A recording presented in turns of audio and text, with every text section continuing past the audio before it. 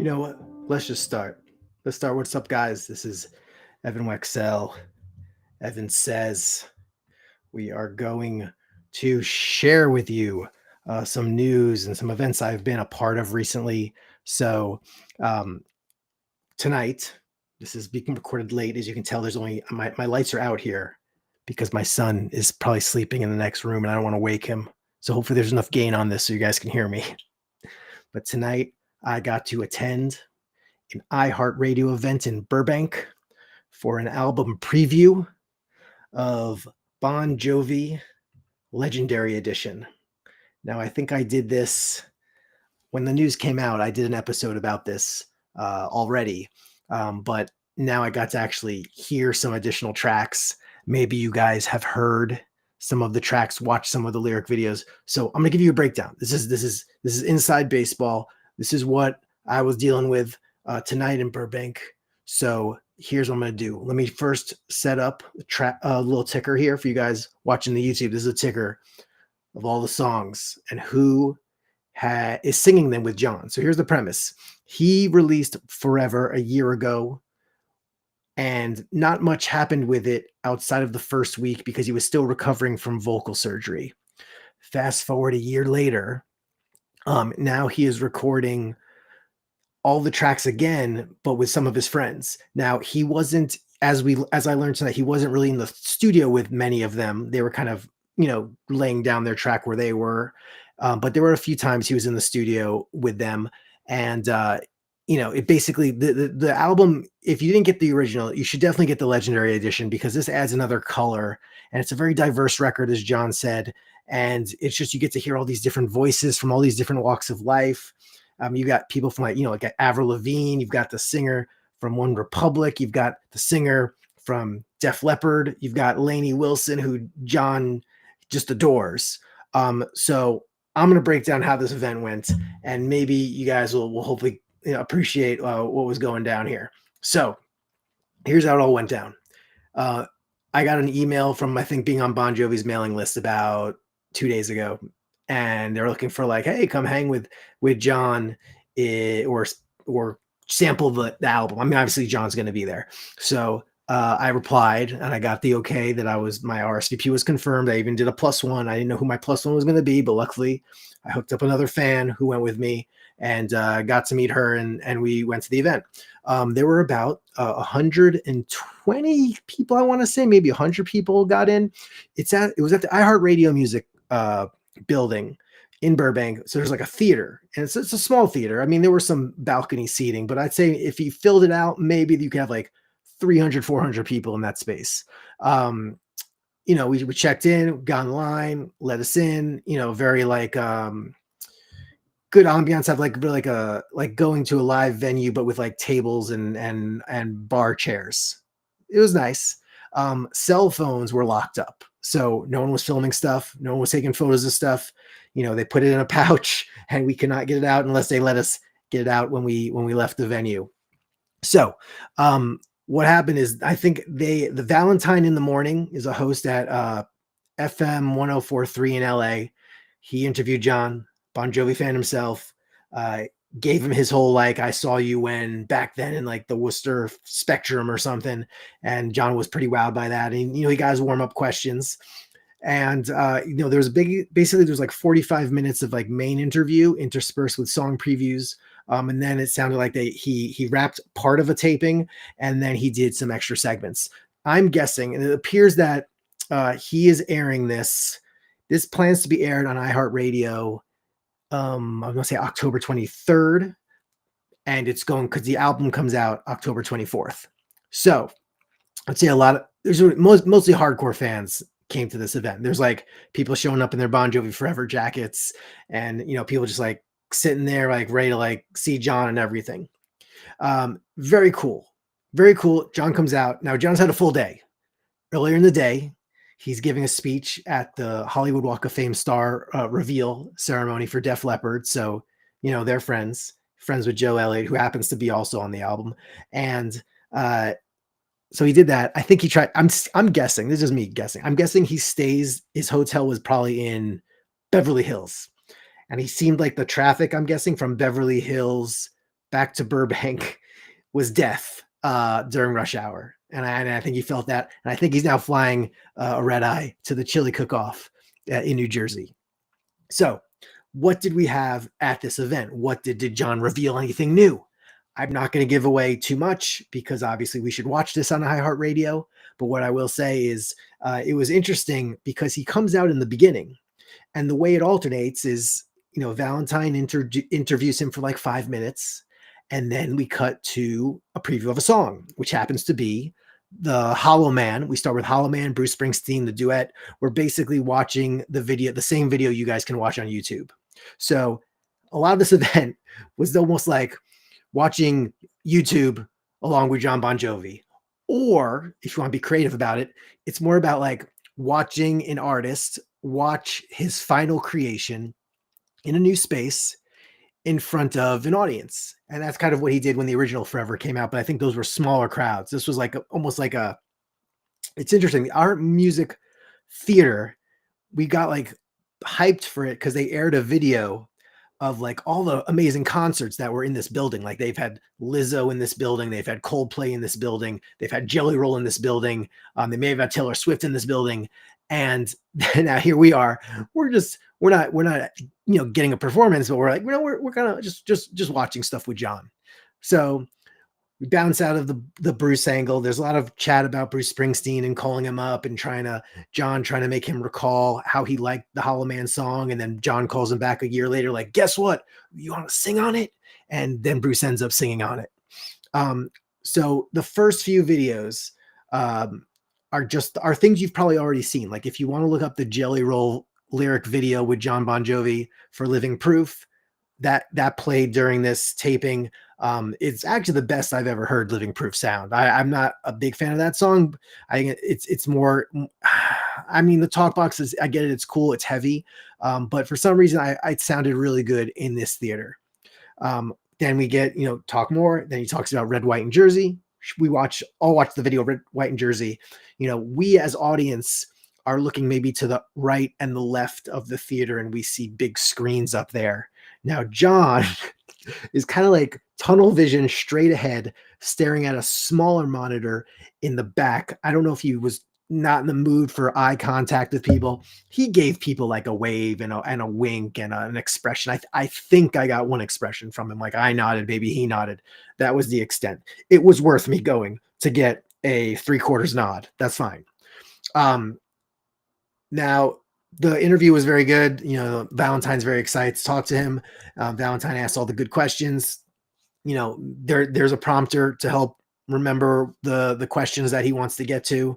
And it runs pretty well. Then we get into some things that we haven't seen before. Like my favorite song off of the Forever album is Living in Paradise. And I got to actually hear the track with Avril Lavigne, which was cool. I think she does a chorus and a second verse with him. I mean, everyone, the way these are all structured, basically all these artists are doing second verses of the song. Some of them duet on a chorus. Some of them, he just lets just take the song and just go with it. Like he probably said the best stuff about Lainey Wilson, who did I Wrote You a Song, which doesn't, it sounds like it's like a single acoustic song that Jon wrote a year ago if you listen to his version.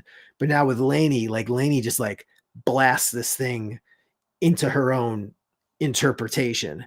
And it appeared like a lot of these artists came from the Music Hairs event. I think it was like a year ago.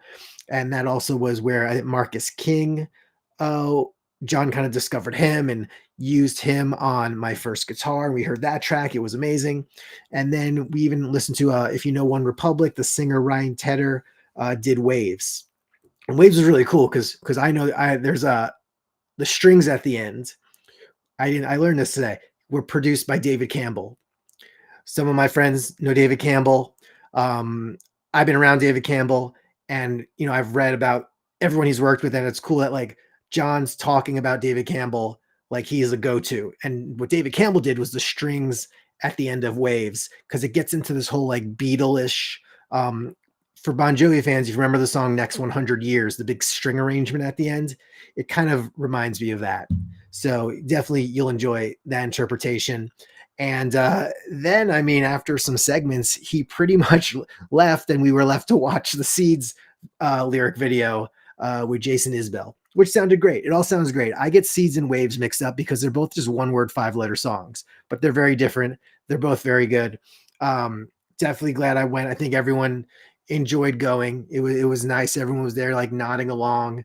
But as audience members watching the lyric videos, well, there's Jon just sitting on the stage waiting for the video to end while he's staring straight ahead. It's unique. It was a unique feel. Not strange.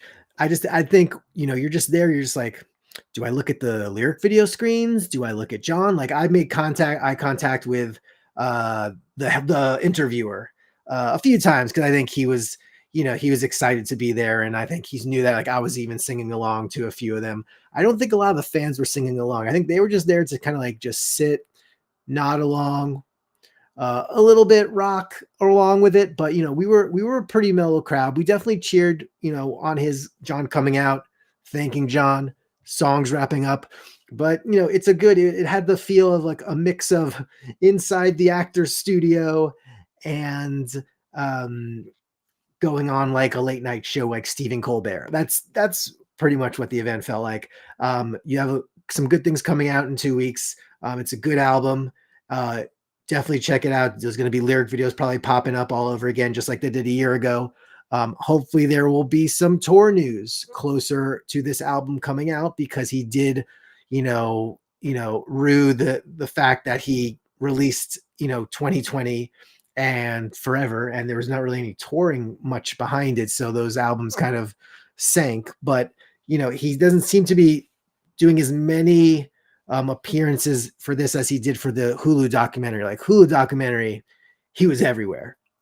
And but we'll see what the next 2 weeks have. He'll probably just get back into promo mode, and look forward to it. Forever, Legendary Edition.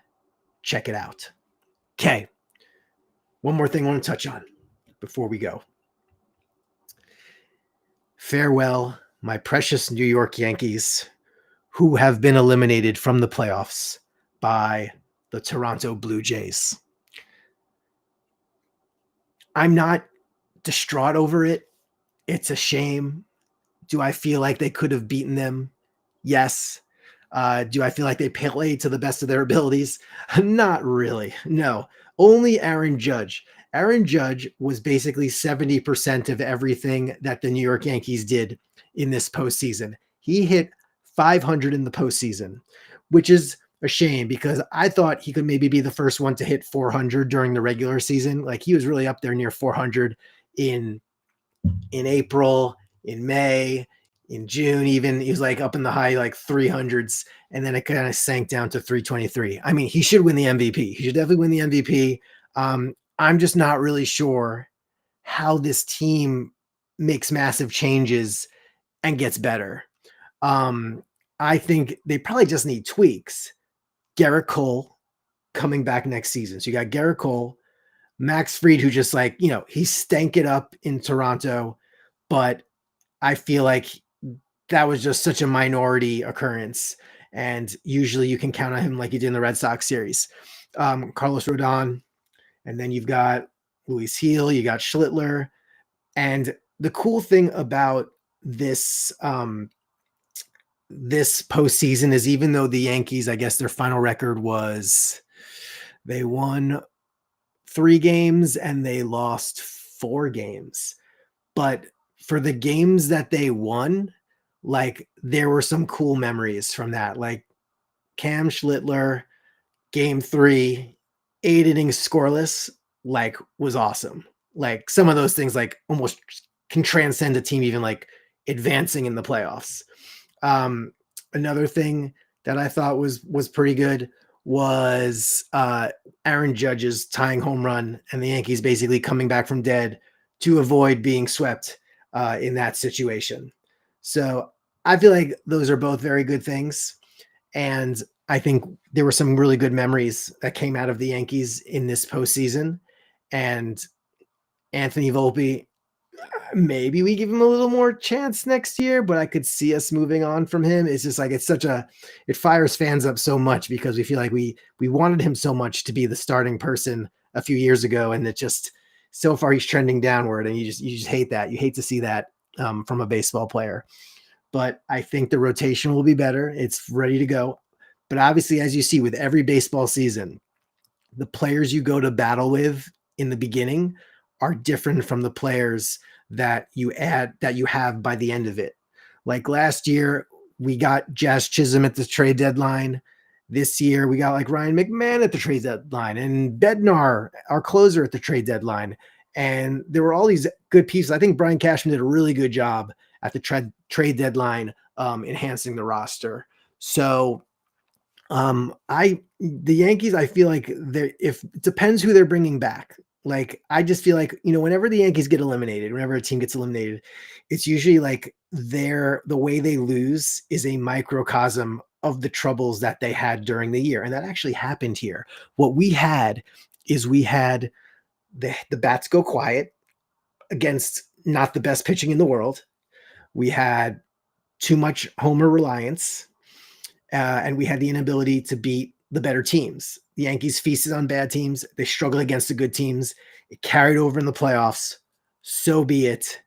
Still a good season. Technically, they had the same win total they did the previous year where they made it to the World Series, but it's kind of like why you got to just win the division. Because I feel like the Yankees used up so much juice against the Boston series that maybe they just didn't have as much to give, and their pitching wasn't set up the best. Whereas the Blue Jays are just there waiting, like, okay, let's just get this lead in Toronto and just let them, wither away. So I hope they come back. I've said before, I am satiated with all the Yankee winning I've had in my lifetime between the Jeter, Mariano years and 2009. I'm all in on the Knicks and Jets. That's what I want to see. That's what I want to see. Hopefully the Knicks this year, as the season's about to kick off. It's a good time in the sports year because the Jets, we're going to win it all by coming in. We're going to win the draft. That's what we're going to do. We're going to win the first pick in the draft. But I think the Yankees can improve some things. I think Luke Weaver will hopefully get straightened out next year, but you never know. Relievers come and go. I like that Ryan McMahon is now going to be with the Yankees for the entire season next season. I think he's going to pick it, recover from that.